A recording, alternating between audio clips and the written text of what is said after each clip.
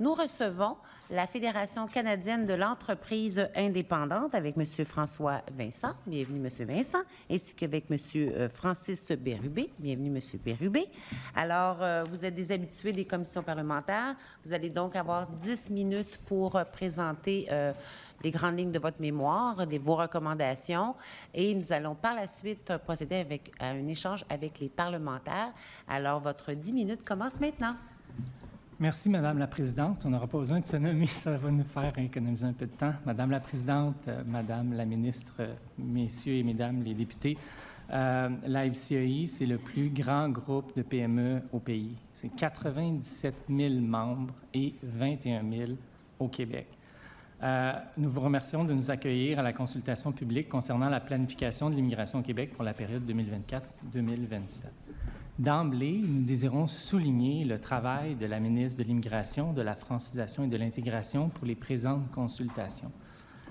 On veut vous remercier notamment par rapport au processus, puis en parler. L'annonce de la période de consultation s'est faite bien en avance, en donnant du temps pour que les groupes, puis les citoyens, aient le temps d'y participer.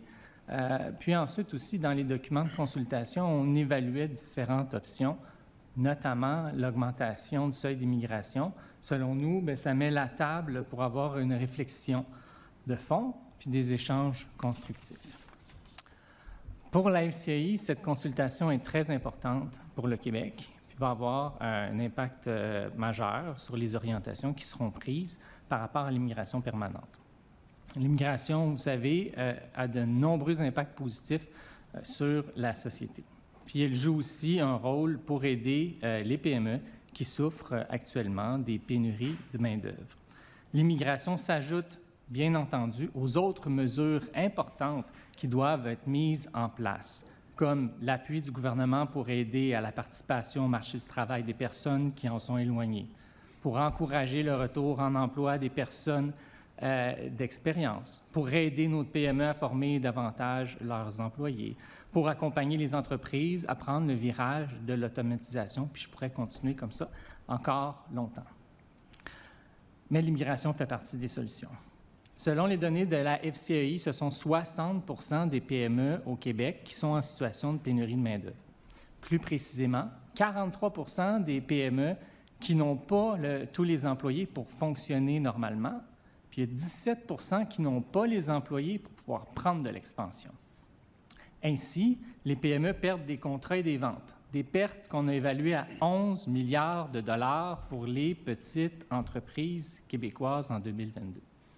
Puis aussi, le dirigeant de la PME en manque d'employés, bien, il fait des heures et des heures supplémentaires. On a évalué ça une semaine de 8 jours. Ça existe juste dans la fiction, les semaines de 8 jours ou dans le répertoire des Beatles, mais dans la réalité, ça fait en sorte que le dirigeant d'entreprise, bien, il éteint des feux sur le plancher de son entreprise, il se fatigue, puis il ne met pas le temps nécessaire pour être capable de planifier le demain de son entreprise.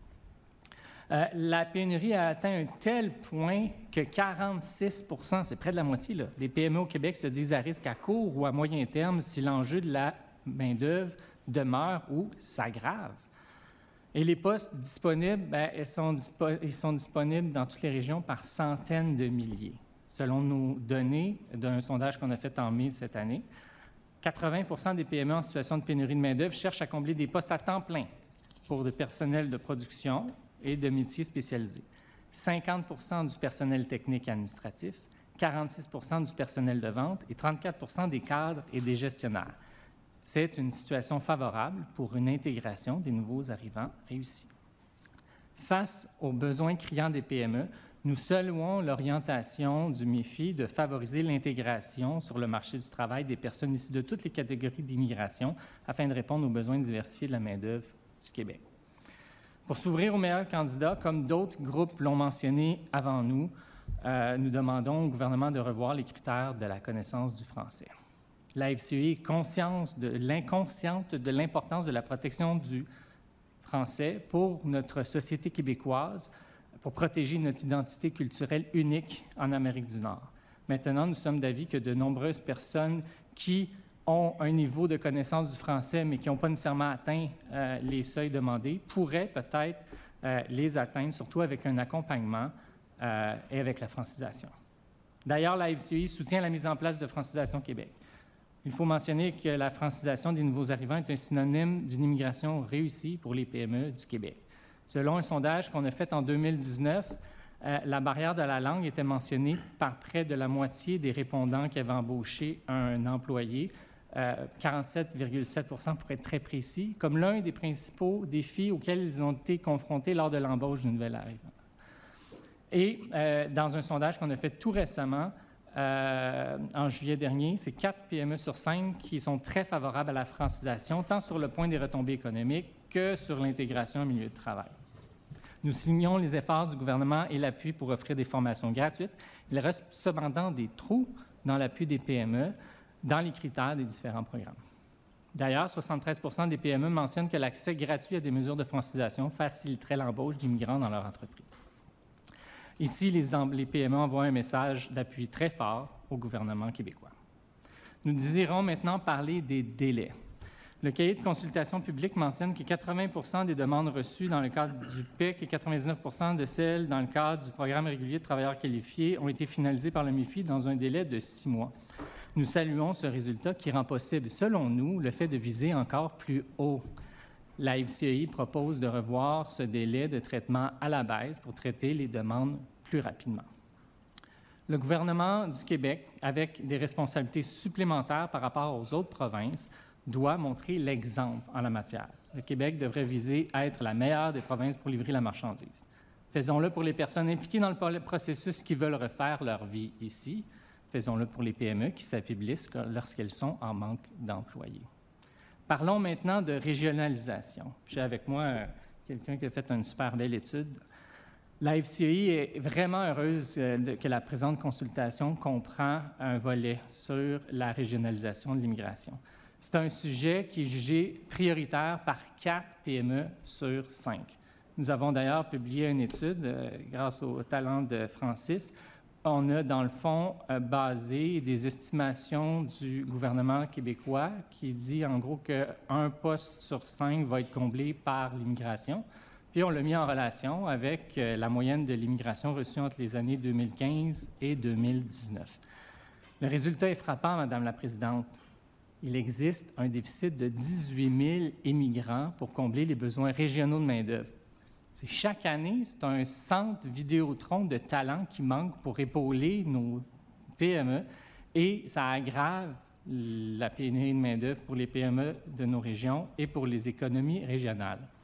D'ailleurs, j'ai signé une lettre ouverte avec le président de la Fédération québécoise des municipalités le 12 septembre dernier pour dire oui à plus d'immigration, puis surtout en région. Puis comment? Comment? Ça, c'est une bonne question. Par une coordination gouvernementale et régionale, par la réduction des délais, puis en assurant que les régions administratives se dotent d'un objectif numérique minimal clair pour la régionalisation de l'immigration.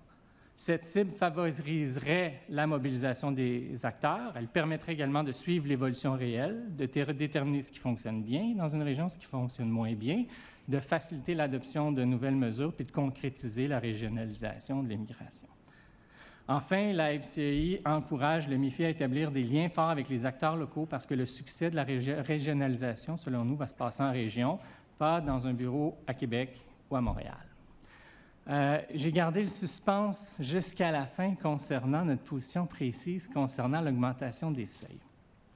La FCEI est enthousiaste de voir que le gouvernement du Québec est réceptif à l'idée d'augmenter les seuils d'immigration et de préparer une réflexion constructive et positive. Le seuil de 60 000 admissions en 2027 est une bonne mesure pour combler ces besoins criants. C'est un bon pas dans la bonne direction, surtout avec l'ajout des personnes provenant du PEC. Le nombre d'immigrants ainsi accueillis se rapprochera des données de la FCEI concernant les besoins d'immigration en région. Actuellement, le Québec accueille environ 50 000 immigrants permanents annuellement. En ajoutant les 18 000 immigrants pour combler les déficits des régions, le Québec devrait minimum, selon nous, accueillir 60 000 immigrants de plus annuellement dès l'an prochain. Les répercussions du manque de pénurie de main-d'œuvre dû au nombre trop faible d'immigrants touchent les PME puis inquiètent les citoyens, comme le démontre un sondage mené par Léger en 2022 auprès de 1 000 Québécois. 86 % des répondants se disent inquiets des impacts de la pénurie de main-d'œuvre sur la qualité, le prix et la disponibilité de leurs biens et services. C'est 70 % des répondants qui sont d'avis que le gouvernement du Québec devrait en faire davantage sur le plan de l'immigration économique pour augmenter le bassin de travailleurs disponibles. Finalement, nous tenons à remercier la ministre et les parlementaires pour le présent exercice démocratique, puis nous vous remercions de votre écoute et ce sera un plaisir et un privilège d'échanger avec vous. Merci beaucoup pour cette présentation. Alors, nous allons entamer la période d'échange avec les parlementaires. Madame la ministre, je pense que vous avez deviné 16 minutes 30 secondes pour votre formation. Allez-y. Merci Madame la Présidente. Alors, merci Monsieur le Vice-président, merci Monsieur Bérubé de prendre part à cette discussion fort importante. Je sais que vous êtes au cœur de la tempête, côté rareté de main-d'œuvre, depuis quelques années déjà. Donc, merci de prendre part à cet exercice et de nous faire part de vos propositions, de vos réflexions, de vos constats. Je commencerai tout simplement en vous amenant à la page 18 où vous recommandez que les programmes d'ajustement de compétences tiennent compte de la réalité des personnes immigrantes. Simplement pour souligner, en fait, qu'on a le programme d'aide financière pour la reconnaissance des compétences, communément appelé le PAFARC, qui permet aux personnes immigrantes de suivre une formation d'appoint qui est prescrite par un organisme de réglementation, tout en bénéficiant d'une aide financière. Donc, en fait, je vous invite, si ce n'est déjà le cas, à faire connaître cette mesure-là à vos membres, puisqu'elle sera certainement d'intérêt pour plusieurs des PME du Québec. Puis on a aussi une application qui est Accompagnement Québec, qui est un service d'accompagnement dans les démarches de reconnaissance des compétences qui pourra être d'intérêt, encore là, pour vos membres. Donc, je sais que c'est souvent un enjeu, particulièrement pour les PME, de parvenir à avoir des informations sur la reconnaissance des compétences. Alors, c'est des outils, je pense, qui pourront être intéressants. Vous mentionnez d'ailleurs qu'il pourrait être intéressant que d'autres professions puissent être mises à contribution, en fait, intégrées dans les programmes ciblés par le gouvernement. Par exemple, à la page 15 du mémoire, vous recommandez d'augmenter les professions dont les compétences sont reconnues et de les arrimer au programme de reconnaissance des acquis en priorité avec les professions les plus touchées par la pénurie de main-d'œuvre. Donc, je me demandais en fait quelle profession, plus particulièrement, vous aviez en tête quand vous parlez d'élargir la liste. Bien, la CPMT fait une analyse quand même assez poussée là, des besoins puis des sous-besoins par rapport aux régions, par rapport aux différents secteurs d'activité économique. Puis on n'est pas le premier groupe qui parle de la pertinence de la CPMT aussi là, pour justement évaluer puis être mis à contribution. Puis le message aussi, c'est vraiment arrimer, puis je vais parler de la réforme réglementaire, là, on voit que c'est dans cet angle-là que vous voulez aller, de vraiment bien répondre aux besoins du marché du travail pour orienter l'immigration plutôt qu'aller comme avant sur les différents pointages, etc. Donc nous, c'est ça qui est vraiment important parce que les besoins sont criants. Puis les entreprises vont vivre les impacts de façon assez dramatique, merci. Donc, c'est important que ça soit arrimé là-dessus. On a eu beaucoup dans les dernières années des priorisations de certains secteurs, mais il y a certaines mesures, je pense entre autres à l'opération main-d'œuvre, mais ça va cibler certains secteurs puis pas d'autres. Donc, vraiment, nous, on dit arrimer vos programmes pour vraiment répondre aux besoins spécifiques et besoins criants de la pénurie de main-d'œuvre. Merci. Je vous amènerai maintenant sur la connaissance du français, la francisation, puis les exigences en matière de connaissance du français. Donc, je vois que vous êtes favorable, somme toute, à l'orientation que le gouvernement prend de prioriser la connaissance du français. Mais en même temps, vous mentionnez qu'il y a des talents desquels on devra se passer, que certaines personnes qui ne maîtrisent pas nécessairement le français ont des atouts importants pour l'économie du Québec. Donc, est-ce que je dois comprendre que vous avez des craintes quant à la possibilité qu'on aille recruter, dans le fond, les talents dont on a besoin pour continuer le développement économique? Est-ce que les 320 millions de locuteurs francophones ne constituent pas en soi un bassin suffisant à vos yeux? c'est un bon bassin, puis il faut l'utiliser. Selon nous, il ne faut pas non plus se fermer la porte sur des talents qu'ils pourraient avoir avec des bases proches du français, ceux qui vont parler espagnol ou ceux qui veulent parler aussi le français. Je vais référer au Conseil du patronat du Québec qui ont fait le test, puis ils ont vu aussi que c'était difficile d'atteindre les différentes catégories. Donc, nous, ici, là, on dit de revoir pour aussi des candidats qui démontrent un intérêt, mais qui ne vont pas nécessairement passer le test. Une langue, ça s'apprend. Là, je vais donner un exemple qui est peut-être boiteux, là, mais je vais le donner quand même. Quand j'ai eu mon entrevue à la FCI en 2009, je me suis fait poser une question en anglais, pas été capable de répondre. Puis le vice-président exécutif à l'époque, il a dit « Bien, peux-tu me répondre en français? Je veux comprendre ce que tu dis. » J'étais sûr que je n'avais pas l'emploi. Bien, j'ai travaillé, puis je l'ai appris l'anglais, puis j'ai été capable de faire une entrevue sur BNN. Bien, je veux dire, si quelqu'un, on lui donne le levier puis la possibilité de le faire, mais qu'on met des critères un peu trop élevés, bien, ça peut faire en sorte qu'il y ait une perte de talent ou des travailleurs temporaires qui pourraient avoir une porte ouverte pour pouvoir devenir permanents, qui sont déjà en entreprise, parce qu'ils vont avoir eu pas le pourcentage requis selon ce qui est visé par le gouvernement du Québec. Reste que la voie, justement, des temporaires peut en être une pour se donner le temps d'apprendre le français puis de répondre aux exigences que l'on aura fixées par le règlement et les changements réglementaires. Je vous amènerai maintenant sur les programmes d'aide offerts aux PME, parce que vous mentionniez, c'est à la page 18, qu'il y a un manque de connaissances de la part des PME quant aux programmes d'aide qui leur sont destinés pour le recrutement de travailleurs étrangers. Alors, est-ce que vous avez idée, en fait, de programmes en particulier qui mériteraient d'être davantage promus auprès des PME? Et est-ce qu'on pense, par exemple, à Journée Québec, au programme de financement des entreprises, le programme d'aide à l'intégration des immigrants et des minorités visibles en emploi, le programme PRIME? Et, en fait, quelle est la part des mesures additionnelles à déployer qui relèveraient du MIFI versus de la FCEI pour davantage rejoindre votre clientèle? Bien, pas nous, là, on n'accepte aucune subvention. Puis on fait non, mais ça fait partie de votre rôle de okay. faire connaître des mesures. Oui, puis on le fait aussi avec notre département des ressources aux entreprises. Dans le fond, on joue le rôle des départements de ressources humaines que la majorité des petites entreprises n'ont pas. Puis vous dites quel programme? Bien, je vous dirais tous les programmes.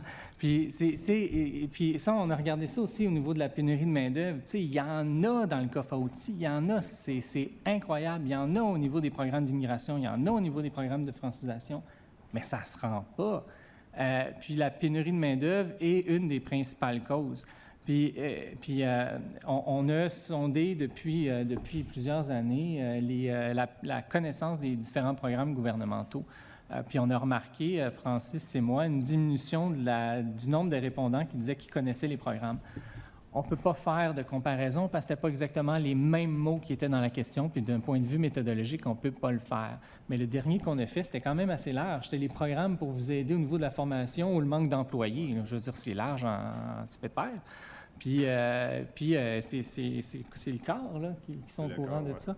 Puis quand je dis que c'est relié à la pénurie de main-d'œuvre, bien, je veux dire, la première conséquence, c'est que je travaille plus d'heures à 72 %. Puis après ça, bien, si j'ai une petite entreprise à 5 employés puis qui m'en a un employé, c'est 20 % de ma force de production que je n'ai pas.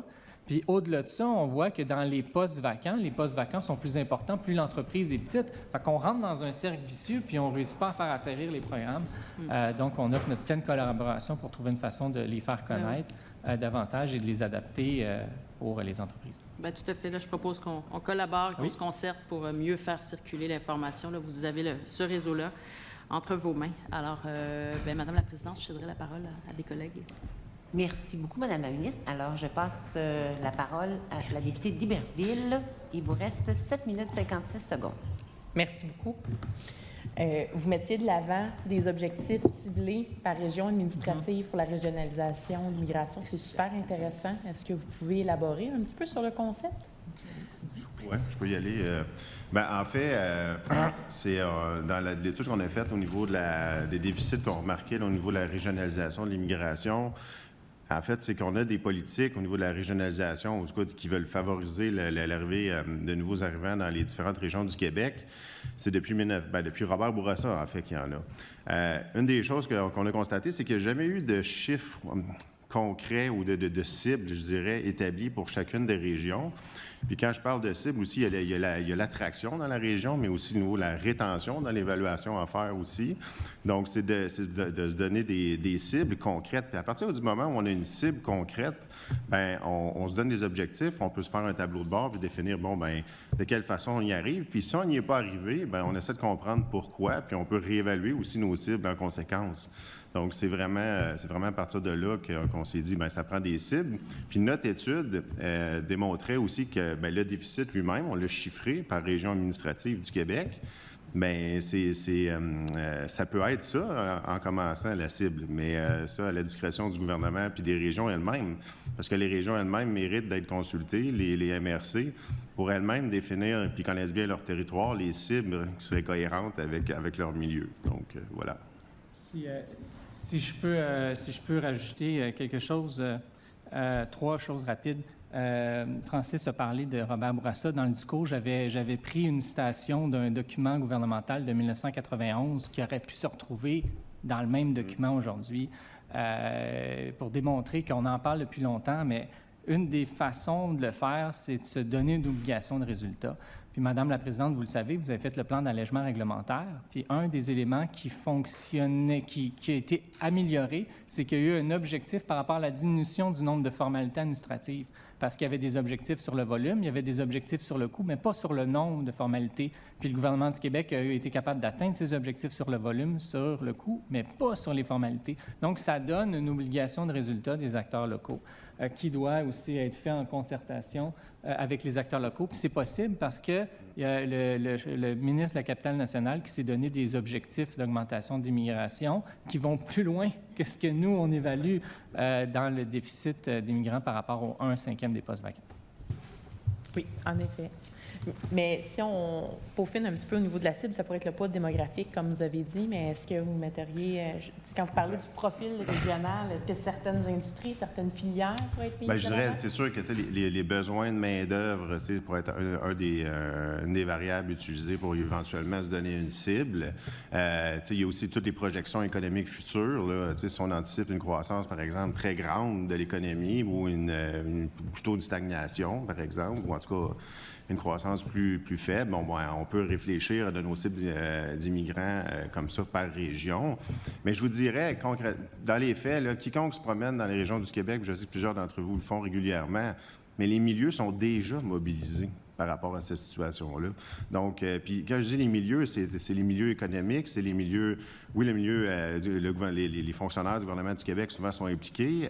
On a des groupes socio-communautaires qui sont impliqués dans ces démarches-là. Donc, il y a déjà des démarches de concertation, de mobilisation pour ça.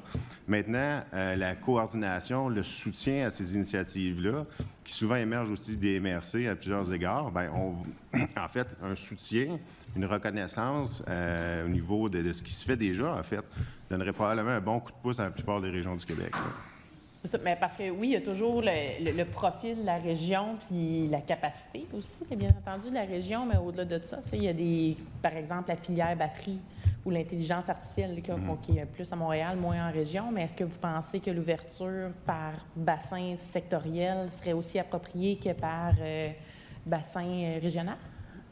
Bien, je dirais, tu sais, déjà, les directions d'emploi Québec ont déjà des bonnes lectures régionales des besoins de main-d'œuvre de toute façon. Fait qu'ils peuvent y aller de façon sectorielle en fonction des différents métiers.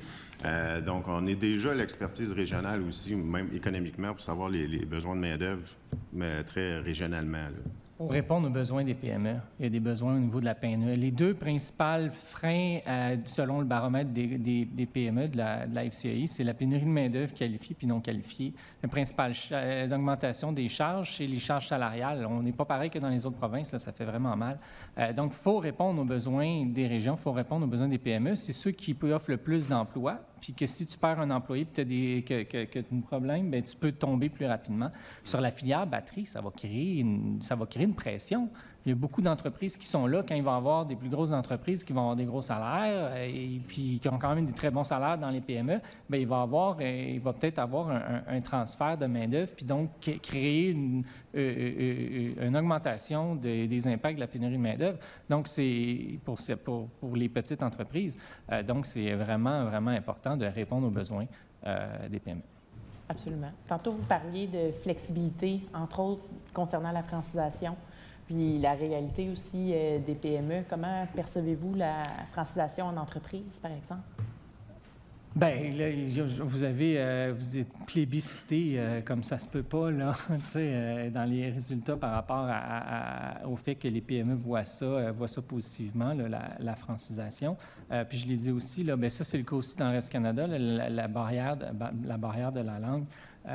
Maintenant, on a regardé ça. Il y a plusieurs programmes qui existent. Il y a des programmes qui visent le secteur des services, restauration. Il y a des programmes qui existent dans d'autres secteurs, mais après ça, qui est capé à 15 000. Il y a des programmes, puis juste pour ceux qui passent par la CPNT, mais qu'il faut qu'il y ait quelqu'un qui offre pour... Donc, il y a plein de programmes qui existent. Francisation Québec, c'est vraiment la bonne idée de créer un guichet unique, mais vous pourriez en faire encore plus à cet égard-là, puis ça va être positif pour l'intégration des nouveaux arrivants. Pour des temporaires qui voudraient devenir permanents, puis qui ont besoin d'avoir une porte d'entrée au niveau du français, puis au niveau des entreprises, là, pour intégrer leurs employés. Donc ça, je pense que c'est vraiment une orientation qu'il faut poursuivre. Par contre, pour les temporaires, nous, on ne pense pas qu'il devrait y avoir des exigences pour le français qui soient mises dès le départ. Ça créerait une problématique supplémentaire aux entreprises qui vont déjà dépenser plusieurs milliers de dollars pour faire les démarches, qui vont aller en dernier recours. Hein, c'est pas ça. Les premières choses qu'ils vont faire, là, ils vont augmenter leur salaire, élargir le bassin, augmenter leurs avantages sociaux, donner plus de flexibilité, puis après, ils vont aller vers l'immigration. Puis quand ils vont vers l'immigration, ils ne vont pas aller vers les travailleurs étrangers temporaires, mais quand même, il ne faut pas mettre une contrainte supplémentaire. Puis ceux-ci qui rentreront, s'ils veulent, ils vont pouvoir avoir un accompagnement avec Francisation Québec, mais une fois arrivés en sol québécois. Parfait. Vous parliez, il reste très peu de temps, là, mais vous parliez d'amélioration à apporter peut-être à Francisation Québec précisément, qu'est-ce que vous voulez dire? Que ça couvre davantage. Ça ne couvre pas les charges sociales, c'est bloqué après 15 000. Merci beaucoup. C'est ce qui termine cette première portion pour les échanges avec les élus. Maintenant, à l'opposition officielle avec le député Néligan. Oui. Pour 12 minutes 23. Le micro est à vous. Merci, Madame la Présidente. Bonjour à vous deux. Merci pour votre présence. Ce n'est pas la première fois et clairement et certainement pas la dernière fois. Je tiens à prendre quelques minutes pour vous remercier pour l'ensemble des études. J'ai vu celle sur la régionalisation et je tiens à vous remercier parce que c'est avec du bon travail, de la bonne documentation, des études bêtantes que nous, on peut prendre la bonne décision. Donc, je tiens à vous féliciter, surtout la dernière sur la régionalisation. Ça a démontré d'une manière très, très claire la pertinence d'une organisation comme vous, mais aussi la pertinence de parler de la régionalisation et enlever le voile sur ceux et celles qui pensent qu'on n'a pas besoin des migrants, surtout en région. Donc, ça a été une petite introduction pour vous remercier sur votre excellent travail. Ma première question, est-ce que les besoins de vos membres sont des besoins permanents ou temporaires?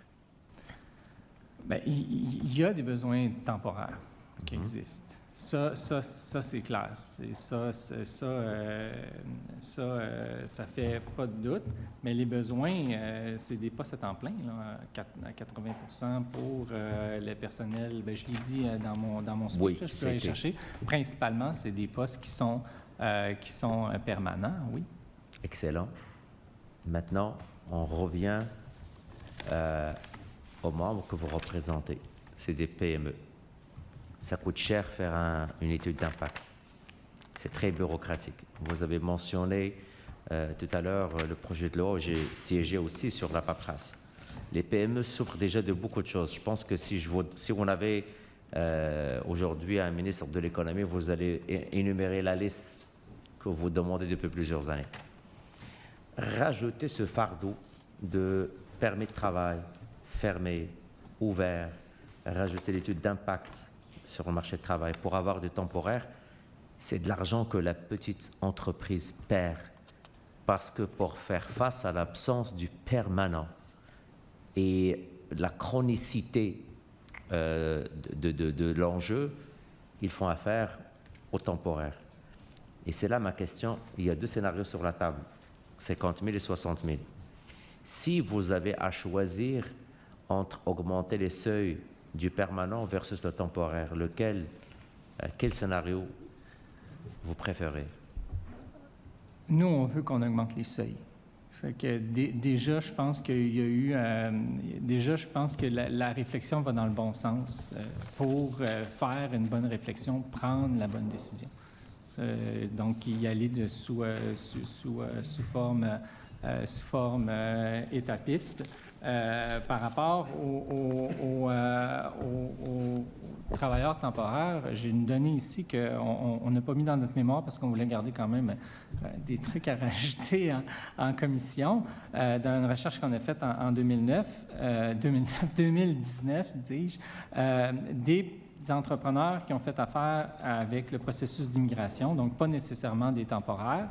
Il y en a 29 % qui disent que leur entreprise ne pourrait pas fonctionner sans travailleurs étrangers. Ça mettrait en péril des emplois pour les employés canadiens. Puis ça, ce n'était pas tous les répondants qui avaient embauché ou fait un programme d'immigration. Donc, ce programme-là, il doit rester, il doit être intéressant, il doit rester. Maintenant, c'est sûr, selon nous, puis on l'avait dans une recherche qu'on a déposée en février 2020, mais la pandémie est arrivée tout de suite après, puis on n'a jamais parlé de cette étude-là au niveau national. Puis on demandait tant au niveau fédéral, puis on a parlé dans nos représentations de créer une passerelle pour que justement qu'il y ait des temporaires qui puissent avoir accès à la citoyenneté canadienne, ou la résidence permanente au Québec, ce qu'on voyait qu'il n'y avait pas. Puis qu'on voit qu'avec la réforme réglementaire, puis cette présente consultation-là, bien, on s'en va dans la bonne direction. Oui, mais on s'entend que encore une fois, on parle de lourdeur administrative pour ces entreprises. Ce n'est pas facile de naviguer dans le système d'immigration, ce n'est pas facile d'aller faire des missions à l'étranger. Et encore une fois, je ne parle pas de la grande entreprise. Avant vous, Québec International l'a mentionné très bien. Il existe des services de ressources humaines dans la grande entreprise. Pas sûr que ça existe dans la petite entreprise. On parle des PME aujourd'hui. On parle de 259 000 PME. Ce n'est pas l'ensemble des PME qui ont le temps, l'énergie et l'argent pour ramener des travailleurs temporaires étrangers. On parle d'efficacité. Les PME sont là pour innover, pas pour naviguer au sein d'un système bureaucratique. Moi, je peux peut-être juste un élément à ce que vous me dites, mais c'est parce que moi, ce que vous dites, c'est totalement vrai. Dans certains cas, c'est un parcours du combattant, il y a des délais. Ce que ça illustre, ça, en fait, c'est que si un entrepreneur, surtout dans un contexte de PME, se tourne vers cette voie-là, sachant la complexité et les coûts associés, bien, ça fait juste démontrer l'ampleur de la pénurie de main-d'œuvre, en fait.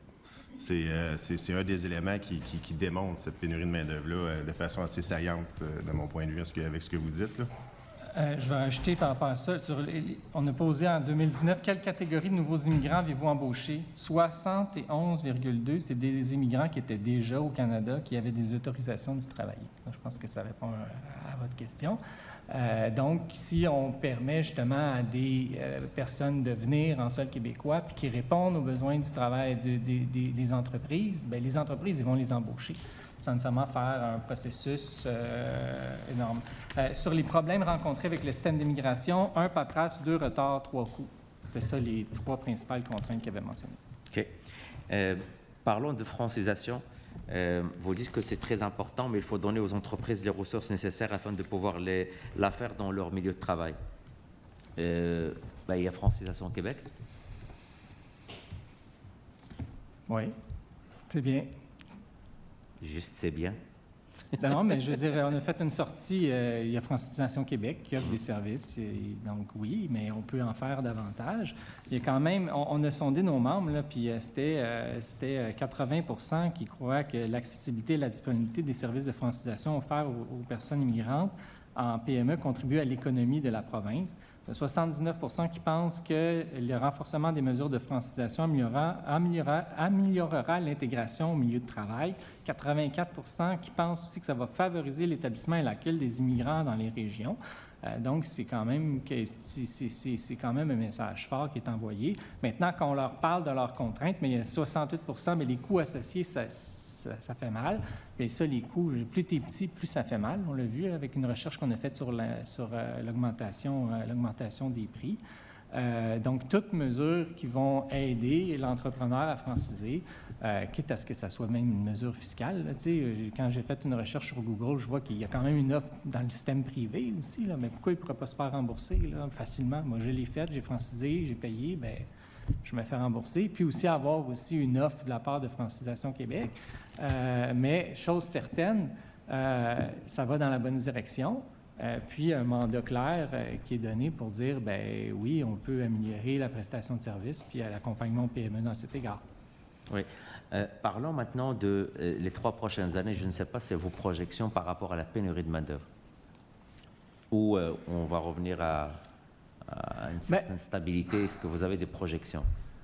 Bien, on n'a pas posé de questions sur les projections. Ce que je peux vous dire, c'est que la pénurie de main-d'œuvre a diminué en intensité. On était à 66 l'année passée de PME qui étaient aux prises avec la pénurie de main-d'œuvre, puis on est à 60 Là, il ne faut pas sortir à la fanfare puis faire la fête. Là. Je sais, c'est quand même 3 PME sur 5 qui se retrouvent en situation de pénurie de main-d'œuvre. Puis on a 85 qui vivent les impacts collatéraux. Bien, quand on prend les impacts collatéraux, l'augmentation des coûts, pression, perte d'employés, etc., puis ce qu'on a remarqué dans nos données, c'est qu'il y a une diminution des PME qui ont besoin d'employés pour croître. C'est là où il y a le changement là, dans des points de pourcentage, qui peut se faire parce qu'il y a une diminution de la croissance économique, qui peut se faire parce que le dirigeant d'entreprise est pris avec la pénurie de main-d'œuvre puis dit juste ben, je vais juste maintenir le rythme, ralentir un peu, puis je vais rester où je suis. Mais quand on regarde les projections démographiques, là, c'est pas un enjeu qui va partir, là. Oh non. Oui. Vous avez beaucoup misé sur la régionalisation lors de votre dernière sortie. Ce n'est pas la première fois que la FCE parle de la régionalisation. Depuis, avant même que je sois député, vous parlez beaucoup de la régionalisation. Vous avez participé à la dernière consultation. Vous avez parlé de la régionalisation. Là, vous avez vraiment un mandat très fort devant moi par rapport à la régionalisation. C'est quoi, selon vous, les conditions du succès si on veut vraiment s'assurer que vos membres, un, soient contents, mais deux, qu'ils nous aident au niveau des efforts de la régionalisation? Bon, on en parlait beaucoup, mais là, on est documenté beaucoup plus qu'on était. Puis on essaie de trouver des solutions pour que ça fonctionne aussi. Je pense, moi, que la clé, là, c'est vraiment de se donner un objectif. Parce qu'après ça, bien, on va faire des beaux plans, là, puis on va être bien content, puis on va se revoir dans 3 ans, puis on va reparler des mêmes affaires. Excellent, M. Vincent. Donnons-nous des objectifs. Aujourd'hui, je ne sais pas si vous avez vu Québec International, mais vous étiez là quand Montréal International était là. Québec International pose que Québec, la région de la capitale nationale, 2e métropole en termes d'importance, mais il veut sa part. Montréal veut sa part. Ils disent, écoutez, nous, 2/3 des postes vacants, si on a l'équivalent pour combler nos postes, c'est bon. Et là maintenant, comment vous voyez, si vous étiez à la place de la ministre, comment vous allez mettre en application cette régionalisation, sachant que notre bassin, il est limité? Admettons le cas scénario 2, 60 000. Oublions les temporaires. Bien, dans notre étude, c'est pour ça que dans notre mémoire, on dit 50 plus 18. Parce qu'on ne veut pas que la régionalisation se fasse sur le dos des immigrants qui vont à Montréal. Des PME qui vont à Montréal, on veut qu'on augmente le seuil puis qu'on vise les régions. Deuxième élément à prendre en considération, c'est que dans notre étude, c'est pour répondre aux 1/5 des remplacements des postes, des besoins identifiés. Donc, ça veut dire que la majorité des autres besoins, ça va être par d'autres façons, par l'automatisation, par le retour de personnes éloignées du marché du travail, par l'augmentation de la productivité.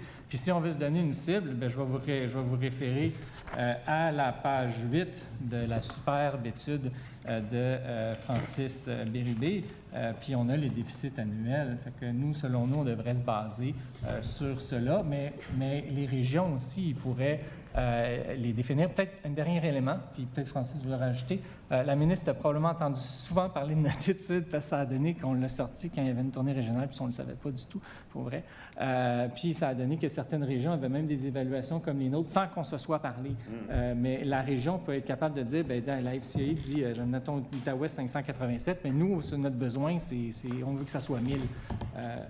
Mais c'est ça, en fait, c'est que les régions ont déjà des intervenants qui sont quand même très, très, je veux dire, anglicisme groundés là, sur le terrain, donc sont en mesure de travailler avec le gouvernement du Québec pour aller atteindre certaines cibles. L'étude qui a été faite de l'autre côté. Merci beaucoup. Je dois malheureusement vous arrêter dans cette portion, mais vous allez pouvoir finaliser le tout avec la deuxième opposition pour une période de 4 minutes 8 secondes. Monsieur le député, le micro est à vous. Merci beaucoup. Je vais vous ramener sur la régionalisation, notamment sur la proposition qu'on a mise au jeu la semaine dernière, le PEC régionalisation, ouvert à tous. Donc, on revient avec la CNP 0ABCD, donc pour les moins qualifiés. 12 mois de travail à accomplir au lieu de 24. On laisserait 24 mois pour la région de Montréal, mais on voudrait donner un avantage comparatif hors Montréal. Évidemment, pas de frais de traitement aussi, donc un avantage comparatif financier pour les familles qui pourrait aller autour de 1 500 $. Et évidemment, traitement en priorité et de manière accélérée pour les dossiers en région. Qu'est-ce que vous en pensez?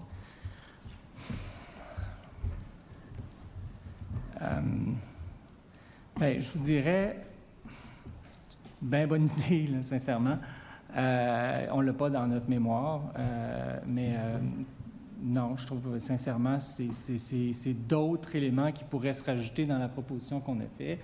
Puis j'irais peut-être plus loin dans ma réponse. Là, ça fait longtemps que je suis à la FCI, j'ai eu 2 passages, mais c'est rare, c'est rare qu'on est d'accord sur des choses. Souvent, c'est plus le contraire. C'est arrivé quelques fois, mais d'habitude, c'est que c'est des très, très bonnes idées. Donc oui, je pense que c'est une recommandation qui devrait être prise en considération sérieusement. Merci. Excellent. Bien, j'espère que le message sera entendu. Vous parlez d'augmenter l'apport de l'économique dans l'immigration totale versus tout simplement d'augmenter l'économique. Moi, je me demande si on a besoin de jouer le jeu du pourcentage. Est-ce qu'on doit finalement favoriser l'économique par rapport à un autre ou est-ce qu'on ne peut pas tout simplement augmenter l'économique sans nécessairement dire qu'on va aller diminuer d'autres catégories? Je me demande qu'est-ce que vous en pensez. Ça, je vais laisser ça à votre discrétion dans les échanges. On a parlé aussi que c'était important aussi de garder l'élément humanitaire. Mais si on veut bien répondre aux besoins du marché du travail, il faut aussi que ça soit de l'immigration économique. Mais ça, je vais laisser ça à votre discrétion pendant les échanges en commission. Je comprends quand même, puis on le dit de temps en temps, qu'il y a beaucoup de PME ou autres qui utilisent aussi pas que l'immigration économique. Je comprends qu'il y a énormément de demandeurs d'asile qui font partie des PME. Il y a énormément du regroupement familial, des époux qui viennent rejoindre qui en font partie aussi. Donc, je pense que des fois, c'est important de le souligner. Je ne suis pas en train de dire que l'économique n'est pas important. Au contraire, c'est très important. Mais je pense qu'on a un éventail de bassins d'employés. Si je me trompe pas, vous êtes d'accord avec cette affirmation? En fait, en termes de besoins, là, c'est sûr que les besoins sont essentiellement partout, donc sont rares les secteurs qui n'ont pas de besoins, en effet.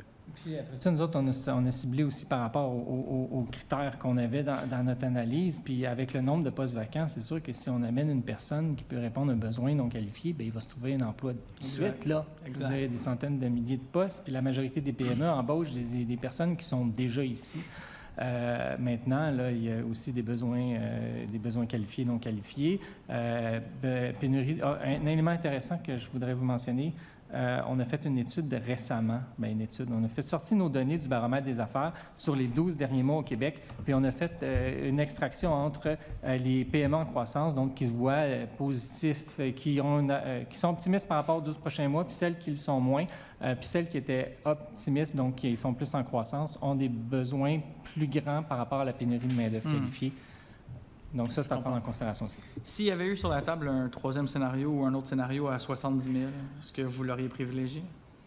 Ben, tu sais, ça dépend si on est au The Price is Right, parce qu'il ne faut pas que tu dépasses le chiffre, là, puis nous, on est à 68, fait que là, on n'aurait pas pu, mais si on arrondit, oui, tu sais, Oui. en plus, tu sais, il y a des besoins pour les PME, ils sont là, mais on a basé notre analyse sur le cadre du 1/5e. Maintenant, les besoins des PME ils sont là, là. Il y a des entreprises là, qui ferment. On a eu des dépanneurs qui ont fermé dans des à Lévis, etc. On entend des histoires. Sur dans- ce, je vais vous inviter à conclure. En fait, vous venez de conclure. C'était la fin de l'audition. Merci beaucoup, messieurs, pour votre apport aux travaux de notre commission. Merci pour votre mémoire. Je vais suspendre les travaux quelques instants, le temps de recevoir le prochain groupe. Merci.